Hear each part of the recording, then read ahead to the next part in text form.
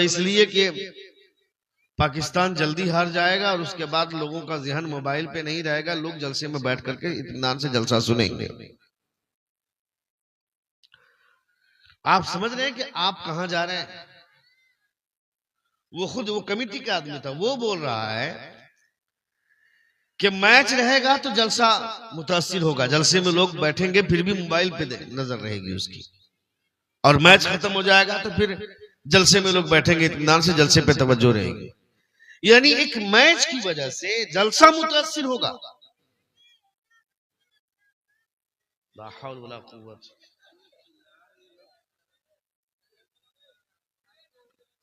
पहली बात तो औरतों का पिंडाल स्टेज से लगकर होना ही नहीं चाहिए। उधर भी औरतें बात कर रही होंगी, मगर हमको क्या पता कंकर घड़े के अंदर कौन सा कंकर हड़बड़ा रहा है, वो दूर है, हमको नहीं पता है, हमको नहीं मालूम है। वो बात कर रही है, इधर मालूम ही नहीं चल रहा है। लेकिन ये लोग करीब में बैठी हुई है, ये सब करीब में बैठ करके जो फुसुर फुसुर नहीं भचर भचर कर रही है। औरतें पहले फुसफुसाती थी, मगर अब झनझनाती हैं। इसको ये भी नहीं मालूम कि कहां बैठे हैं। मर्द खामोश हैं, औरतें बोल रही हैं। उसे बैठकर सुनना चाहिए दीन की बातें। अभी रमजान आ रहा है, 1 महीने का रोजा रखने के बाद देखना इन लोगों का तमाशा। बाजार जाएगी, कहेगी करीना का प्लाजो चाहिए, कैटरीना के शरारा चाहिए, गरारा चाहिए इनको। 1 महीने का रोजा रखने के बाद नेकियां पानी में बहाने जाएगी, बाजार में जाकर तमाशा करेगी। इसे तो कहना चाहिए था, अब्बा हुजूर दुनिया की सबसे अच्छी जगह मस्जिद है, नबी ने कहा था, और दुनिया की सबसे बुरी जगह बाजार है, नबी ने कहा है। जब सबसे अच्छी जगह मस्जिद है, वहां जाने की इजाजत नहीं है, तो सबसे बुरी जगह बाजार, वहां किस मुंह से जाएंगे? हम बाजार नहीं जाएंगे, आप बाजार जाइए, और मुझे करीना का प्लाजो या कैटरीना का शरारा नहीं, मुझे वो लिबास ला करके दीजिए जो लिबास नबी की बेटी फातिमा पहना करती थी।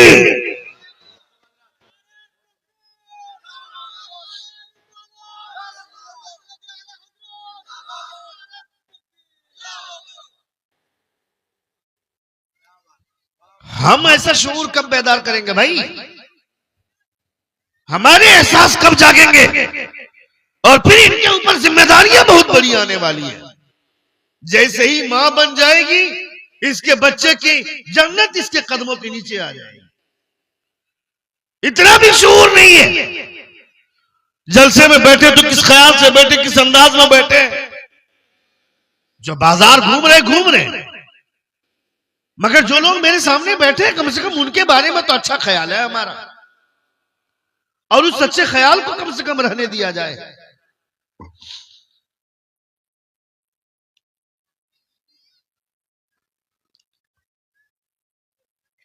क्या नाम हुआ?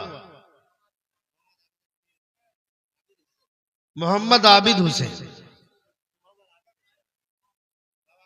माँ बाप के नाम से मदरसे को दिया 500 रुपया, माशाल्लाह, खुदा कबूल फरमाए। एक बार जोर से कहें या रसूल अल्लाह, और एक बार कहें या हबीब अल्लाह। तो हुजूर की महफिल में बैठकर बातें नहीं करनी चाहिए, बैठकर नबी की बात सुननी चाहिए। और जगह बोलिए ना, चौक और चौराहे पे बोलते हैं, आप बोलिए। घर में तो आप ही बोलती हैं, मर्द कहां बोल पाता है। हम लोग माइक पर खूब बोलते हैं, मगर घर में हम लोग भी नहीं बोल पाते हैं। यहां पे चाहे जितना चीख लें, घर में नहीं चीख पाते हैं।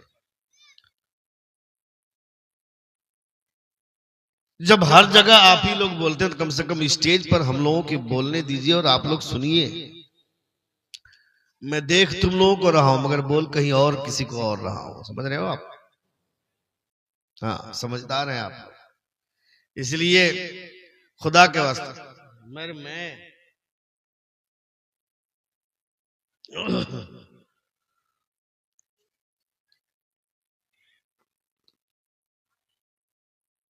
मैं रमजान के महीने में रोजा औरतें कभी किसी कीमत पर नहीं छोड़ती हैं। कुछ मजबूरियां होती हैं फितरी तौर पर, तभी रमजान के रोजे छूट जाते हैं इनके, वरना नहीं छोड़ती है रोजा। और फिर नमाज के ताल्लुक से अकीदा बहुत खराब है इन लोगों का, है कि नहीं? नमाज के ताल्लुक से इन लोगों का अकीदा बहुत खराब है। रमजान में रोजे रखने के हवाले से एकदम सुन्नी सही अकीदा है, कट्टर। और नमाज पढ़ने के हवाले से फिर बहुत अकीदा इन लोगों का मुतजलजल है। नमाज नहीं पढ़ती हैं, खाली रोजा रखती हैं। रोजा रखेगी, नमाज नहीं पढ़ेगी, तो फिर इबादत का मजा कैसे मिलेगा? उसकी चाशनी तो सजदे में मिलती है।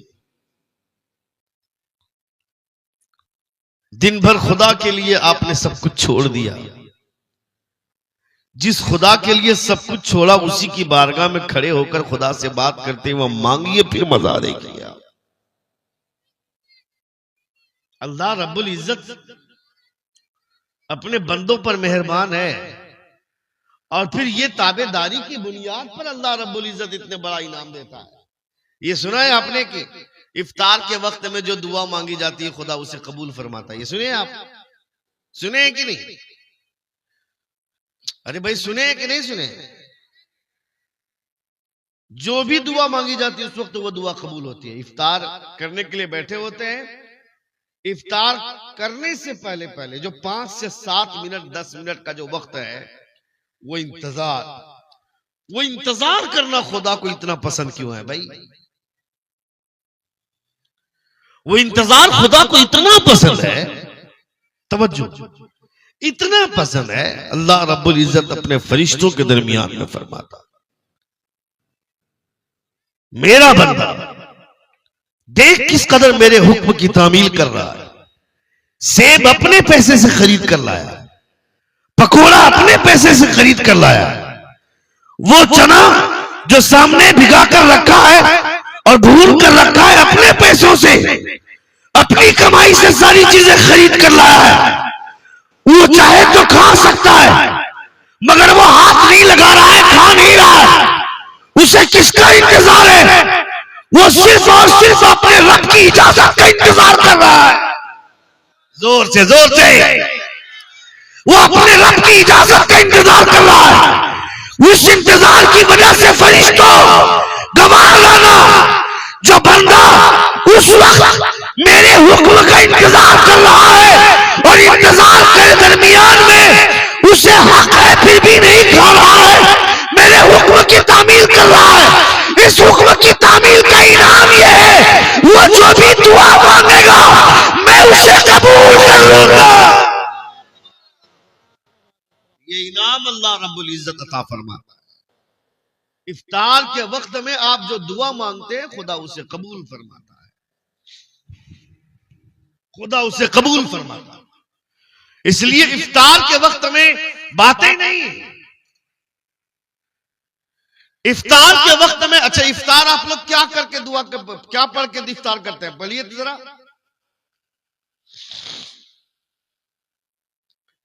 इफ्तार की दुआ किसी को मालूम है? इतने लोगों में किसी को मालूम है इफ्तार की दुआ? आपको मालूम है? आप तो मौलाना साहब में लग रहे हैं।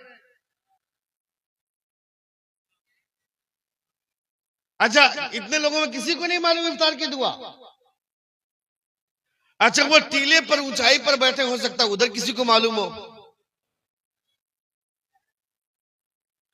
आप में से किसी को नहीं मालूम है? आपको मालूम है? जरा बोल के सुना दीजिए सबको।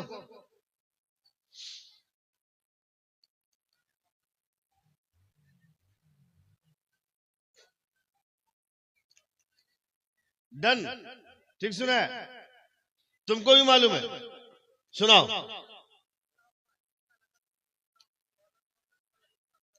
इसको कब पढ़ते हैं? इफ्तार करने से पहले। आप लोग सब इफ्तार करने से पहले पढ़ते हैं? जोर से बोलिए, कितने लोग इफ्तार करने से पहले ये दुआ पढ़ते हैं? हाथ उठाइए। अरे बोलो ना भाई, इफ्तार करने से पहले पढ़ते हो? इफ्तार करने से पहले ये दुआ नहीं पढ़ने का है।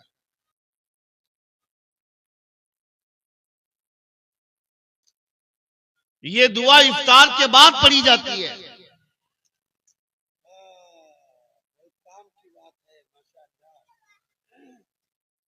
इफ्तार से पहले आप लोग भी ये दुआ इफ्तार से पहले पढ़ते हैं, अल्लाहुम्मा लका सुम्तु व बिका आमनतु व अलैका तवक्कलतु व अला रिज़्क़िका अफ़्तरतु।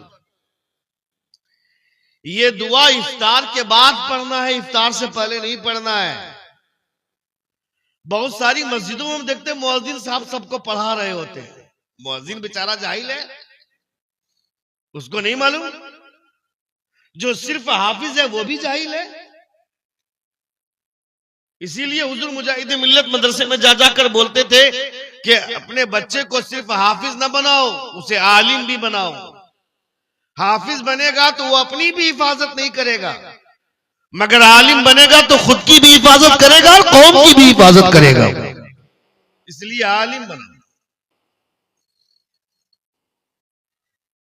हुजूर आला हजरत ने, सुनिए इधर सुनिए, हुजूर आला हजरत ने लिखा है और उसके तर्जमे से भी हमको समझ में आता है, अल्लाहुम्मा लका सुम्तु, ऐ अल्लाह मैंने तेरे लिए रोजा रखा, वो बिका आमनतु और तुझ पर ईमान लाया, वो अलैका तवक्कलतु और तुझ पर भरोसा किया, वो अला रिज़्क़िका अफ़्तरतु और तेरे रिज़्क़ पर मैंने इफ्तार किया। और अभी इफ्तार किए नहीं है आप। माजी का सेगा, अफ्तर तो पास्ट, प्रेजेंट, फ्यूचर। अगर पास्ट का सेगा इस्तेमाल कर रहे हैं आप, तो आपने तो वो काम किया ही नहीं। और आखिर वो वक्त में, जिस वक्त रोजा खत्म होने वाला, उस वक्त आप झूठ बोल रहे हैं खुदा से। इसलिए इफ्तार से पहले वो दुआ नहीं पढ़ने का है। बिस्मिल्लाहिर्रहमानिर्रहीम पढ़कर इफ्तार कीजिए और जैसे ही इफ्तार कर लीजिए ये दुआ पढ़ लीजिए। इफ्तार भी हो जाएगा और हुजूर की सुन्नत भी अदा हो जाएगी। जोर से बोलिए। आज के बाद ये दुआ कब पढ़िएगा? इफ्तार के बाद ये दुआ पढ़िएगा, इफ्तार से पहले नहीं पढ़िएगा।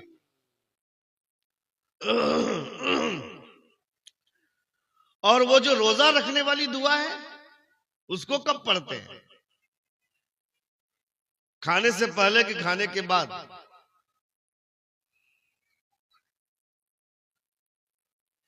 रमजान आने वाला, इसलिए ये बात कर रहा हूं। 2 दिन के बाद रमजान है। वो रोजे वाली दुआ कब पढ़ते हैं? रोजा रखने की नियत कब करते हैं? खाने के बाद।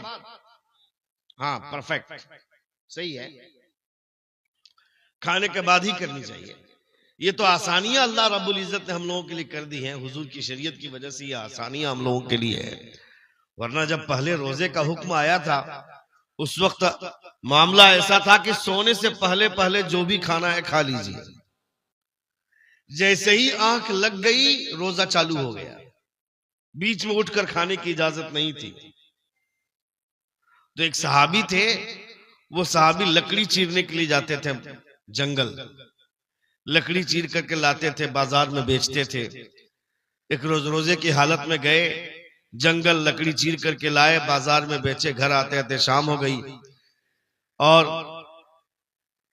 अपनी अहलिया से कहा, पानी पीकर इफ्तार कर लिए थे। घर आया, अपनी बीवी को कहा कि खाना दो। बीवी गई खाना लाने के लिए, इतनी देर में उनकी आंख लग गई। आंख लग गई तो रोजा चालू हो गया। क्योंकि पहले सिस्टम यही था, सोने से पहले पहले जो भी खाना है खा लीजिए। जैसे ही आंख लग गई रोजा उसी वक्त से चालू हो जाता। ये हुजूर की शरीयत की बात कर रहा हूं मैं, ये किसी दूसरे नबी का कानून नहीं बोल रहा हूं मैं। हम जिस नबी का कलमा पढ़ते हैं उस नबी की शरीयत का कानून ये था कि जैसे ही आंख बंद हुई रोजा चालू हो गया। तो उस सहाबी का कंटिन्यू 2 दिन का रोजा हो गया और वो कुछ खा नहीं पाए। उसकी वजह से वो कमजोर हो गए और फिर जंगल जा रहे थे या आ रहे थे, वो बेहोश हो गए। तब अल्लाह रब्बुल इज्जत ने इस उम्मत पर एक एहसान फरमाया कि अब ऐसा नहीं होगा कि सोने से पहले पहले जितना खाना खा लो, सोने के बाद रोजा चालू हो जाएगा। अल्लाह रब्बुल इज्जत ने थोड़ी आसानियां पैदा की इस उम्मत के लिए। क्या कि रात के हिस्से में अगर आप सो भी जाते हैं तो आप उठ करके सुबह सादिक से पहले जो खाना है आप खा लीजिए। खाने के बाद जब तक सुबह सादिक शुरू नहीं होगा तब तक आपका रोजा शुरू नहीं होगा। अब देखिए कितनी आसानियां। ए बेटा, हजरत मूसा अलैहिस्सलाम तस्लीम की शरीयत में जहां पे नापाकी लगती थी वहां से गोश्त को काटा जाता था, वहां गोश्त को जलाया जाता था। हजरत मूसा अलैहिस्सलाम की कौम के लिए इबादत करने के लिए उसी जगह पे जाना पड़ता था, माबद में। हजरत ईसा अलैहिस्सलातु तस्लीम की शरीयत में इतनी नरमी कि बीवी हाइजा हो जाने के बाद उसका मकान अलग करना पड़ता था। उसके साथ कोई मामला नहीं, उसके हाथ का खाना नहीं, उसके हाथ का पानी नहीं, उसका बर्तन अलग, मकान अलग, सब कुछ अलग करना पड़ता था हजरत मूसा अलैहिस्सलाम की शरीयत में। और हजरत ईसा अलैहिस्सलाम तस्लीम की शरीयत में कुर्बत भी जायज, लेकिन ये हुजूर की शरीयत है। हुजूर की शरीयत में न इतनी सख्ती कि लोगों के लिए परेशानी हो, और न इतनी नरमी कि इंसान की तबीयत ना चाहे, तबीयत गिन करे।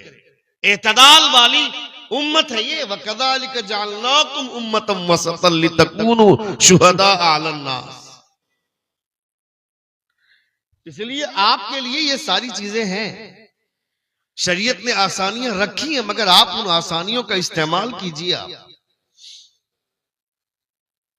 एक बार जोर से कहें या रसूल अल्लाह, और एक बार कहें या हबीब अल्लाह। तो अपने बच्चों को भी ये सारी चीजें सिखाइए। आपका बच्चा रमजान का रोजा रखने के लिए बेचैन रहता है तो ये आपकी मेहरबानी है, आपकी तरबियत का असर है। और अगर आपका बच्चा रोजा रखने के लिए बेचैन नहीं है, इसका मतलब है कि आपने अपने बच्चे को रोजे की अहमियत नहीं बताई। अगर आज आपका बच्चा रोजा रखने के लिए बेचैन है तो उस दिन का इंतजार कीजिए जब आपका बच्चा नमाज के लिए बेचैन हो जाए। नमाज के लिए अगर आपका बच्चा बेचैन होता है तो आप समझिए कि ये किसकी मेहरबानी है।